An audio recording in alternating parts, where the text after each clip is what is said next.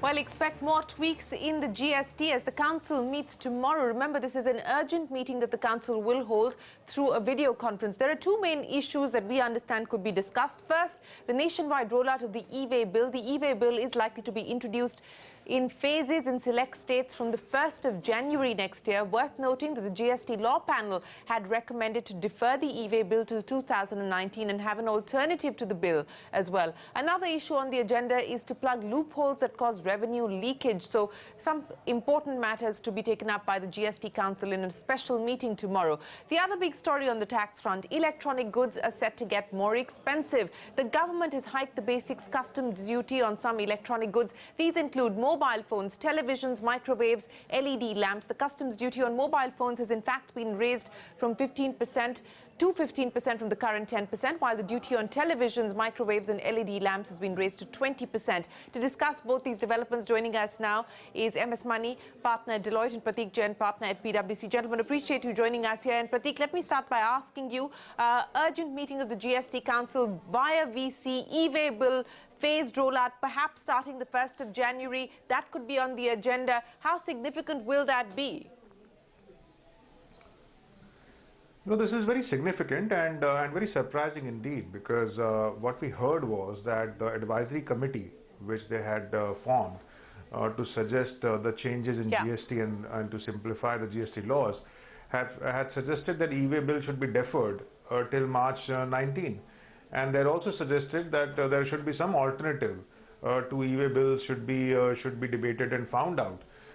So if they implement e-way bill in the current form and the rules have already been issued earlier, it will create a lot of problems. And the other thing is, I'm not sure whether we are ready for this kind of a system where GST in itself is going through a lot of challenges, and this has been this was given to NIC to develop.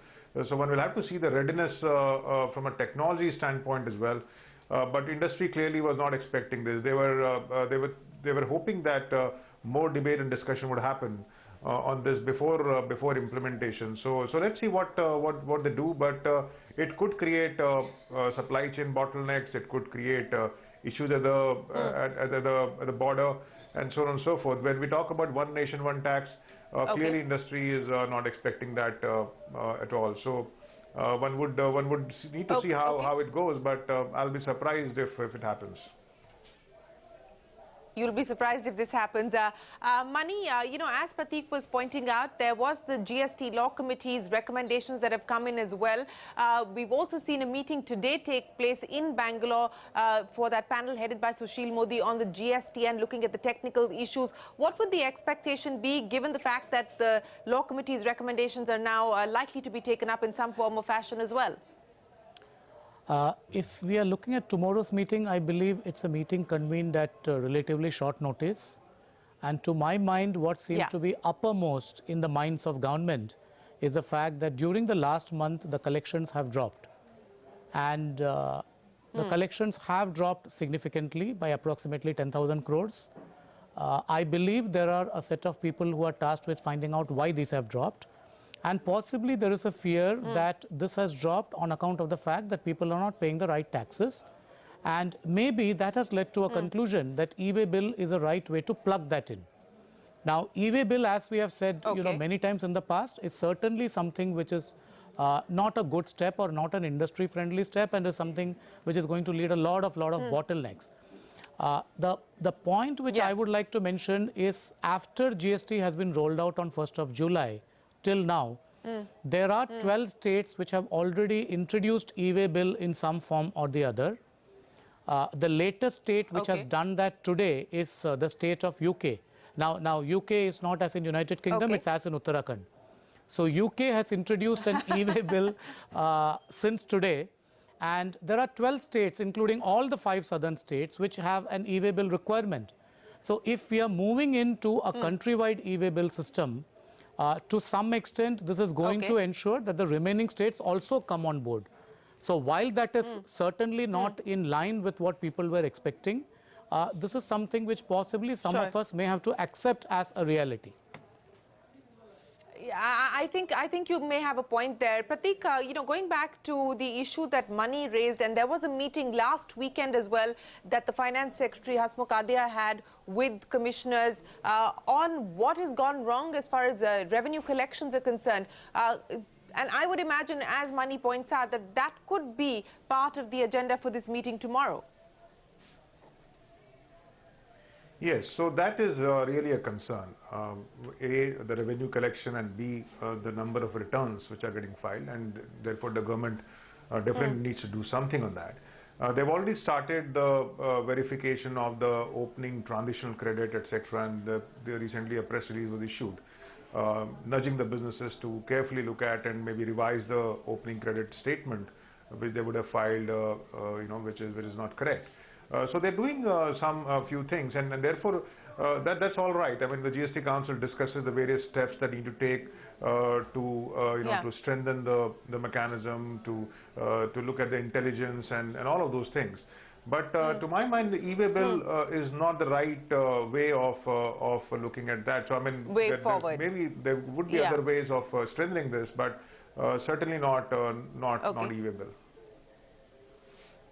Okay, gentlemen, let me get your thoughts on the other big development on the tax front, and that is the hike in basic customs duty for a bunch of things, from televisions to microwaves to LED lamps. Pratik, let me start by asking you, this seems to be an effort to continue to try and boost Make in India, but this is going to make stuff much more expensive for consumers, is it not?